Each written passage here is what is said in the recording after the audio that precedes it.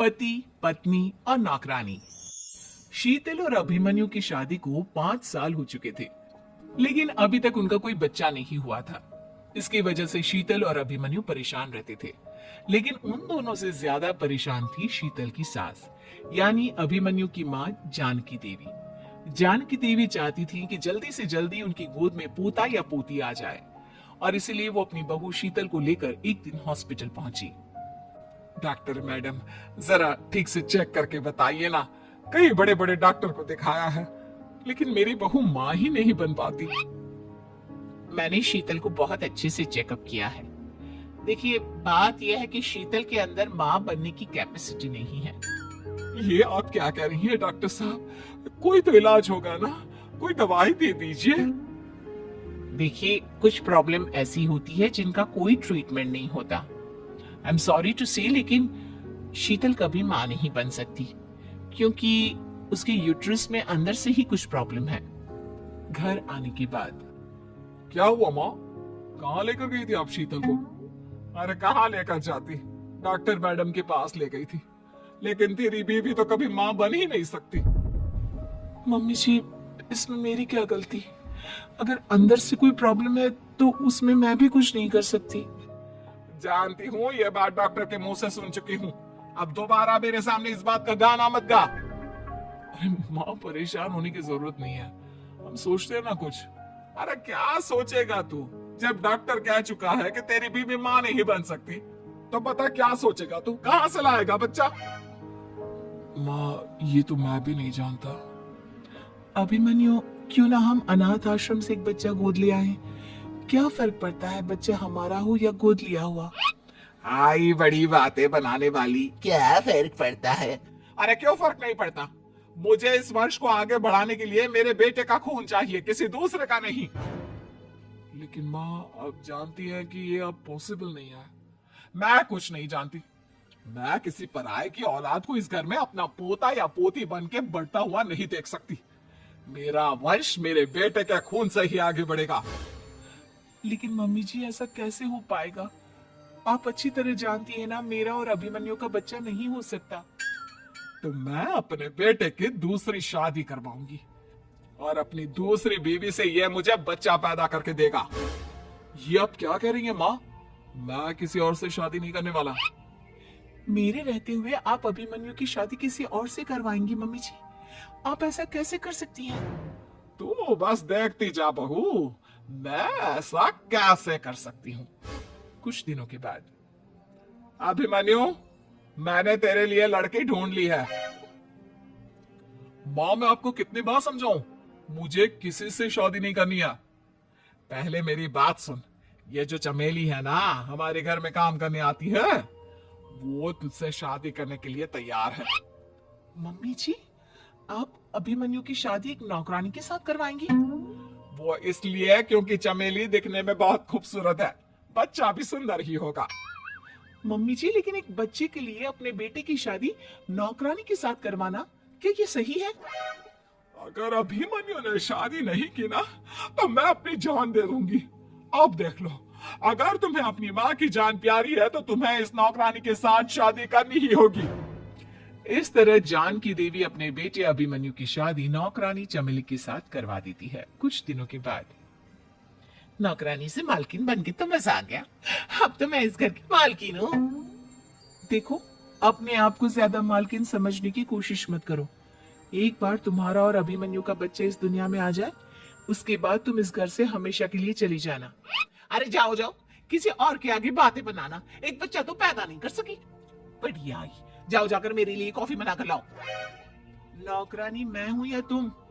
Mummy जी, देखिए ना शीतल मुझसे किस तरह से बात कर रही है।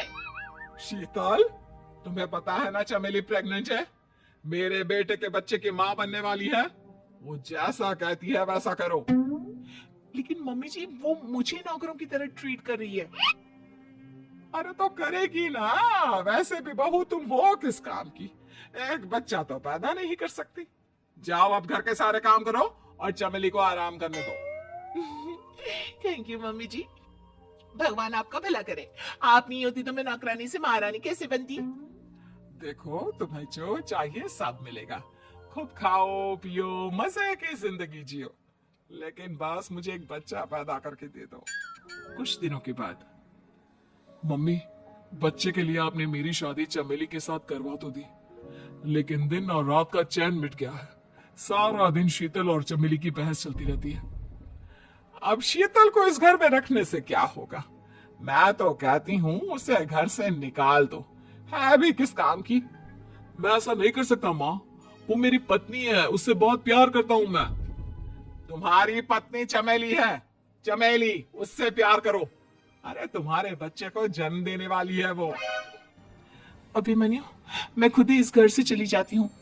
वैसे भी अपने ही घर में नौकरों की तरह रहकर परेशान हो चुकी हूँ। घर की नौकरानी मेरे ऊपर हुक्म चलाती है, वो तुम्हारी पत्नी बन चुकी है। अब मेरा इस घर में क्या काम? अभिमन्यु के बार बार रोकने पर भी शीतल उस घर से चली जाती है। कुछ दिनों के बाद चमेली एक बच्चे को जन्म देती है। भगवान ने मेरी सुन ली, मेरे बेटे का घर भर गया, उसका अपना बच्चा इस दुनिया में आ गया। मम्मी जी, बच्चे को हाथ लगाने से पहले मेरी एक शर्त तो सुन लो। तुम कहना क्या चाहती हो चमेली? आपकी मम्मी को बहुत शौक था ना अपने पोते को खिलाने का। अब देखो, इस दुनिया में हर चीज की कोई ना कोई कीमत तो होती है। तुम अपनी आधी प्रॉपर्टी मेरे नाम कर दो, बच्चा तुम्हारे नाम। अरे लेकिन मैंने अपने बेटे से तुम्हारी शादी करवाई है, अब ये सौदेबाजी कहाँ से आ गई? जो औरत अपनी बहू को घर से निकाल कर एक नौकरानी के साथ अपने बेटे की शादी करवा दे, वो तो सौदेबाजी कर ही सकती है ना। उसका कैसे भरोसा कर सकते हैं? मुझे बस आप लोगों की प्रॉपर्टी चाहिए, उसके बाद ही बच्चे को आप हाथ लगा सकते हैं। मैंने कहा था ना मम्मी, आप गलत कर रही हैं। देखिए, उसका नतीजा आपके सामने है। जब शीतल को पता चलता है कि अभिमन्यु और चमेली का बच्चा दुनिया में आ गया है, तो वो अपने घर पहुंचती है। अभिमन्यु, कहाँ है आपका बच्चा? क्या मैं उसे देख सकती हूँ? कुछ भी मत पूछो शीतल, माँ की हुई एक गलती हम लोगों पर भारी पड़ रही है। वो नौकरानी अपनी औकात पर आ गई है और अब हमसे अपनी आधी प्रॉपर्टी मांग रही है, वो भी बच्चे के बदले में। एक बात कहूँ अभिमन्यु, आप उससे कुछ भी देने से मना कर दो। अरे कैसी बात कर रही हो? मेरे बेटे की औलाद है उसके पास, ऐसे कैसे मना कर दे?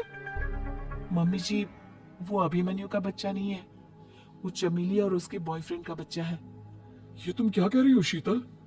ये देखिए वीडियो, चमेली और उसका बॉयफ्रेंड आपस में बातें कर रहे हैं कि उन दोनों ने मिलकर आपको बेवकूफ बनाया है और अब इस बच्चे के बदले आपसे प्रॉपर्टी भी हड़प लेंगे। हे भगवान, ये मुझसे क्या हो गया? ना तो बच्चा मिला और अपने बेटे की नौकरानी के साथ शादी करवा दी सो अलग। अब क्या होगा? मुझे माफ कर दो शीतल, मेरी वजह से तुम्हें बहुत तकलीफ हुई है। अभिमन्यु, मैंने कहा ना, उस नौकरानी को उसके बच्चे सहित इस घर से बाहर निकाल दो। लगता है मेरे अभिमन्यु का बाप बनने का सपना अधूरा ही रह जाएगा। अभिमन्यु, अपनी मम्मी से कहो कि परेशान ना हो।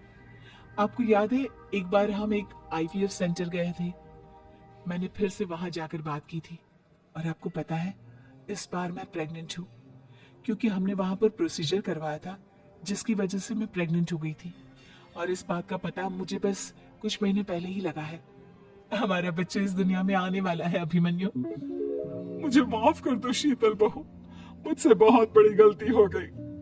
कोई बात नहीं माँ, लेकिन अब हमें उस धोखेबाज नौकरानी को इस घर से बाहर निकालना है और इस घर की मालकिन को वापस घर लाना है, वो भी अपने बच्चे के साथ।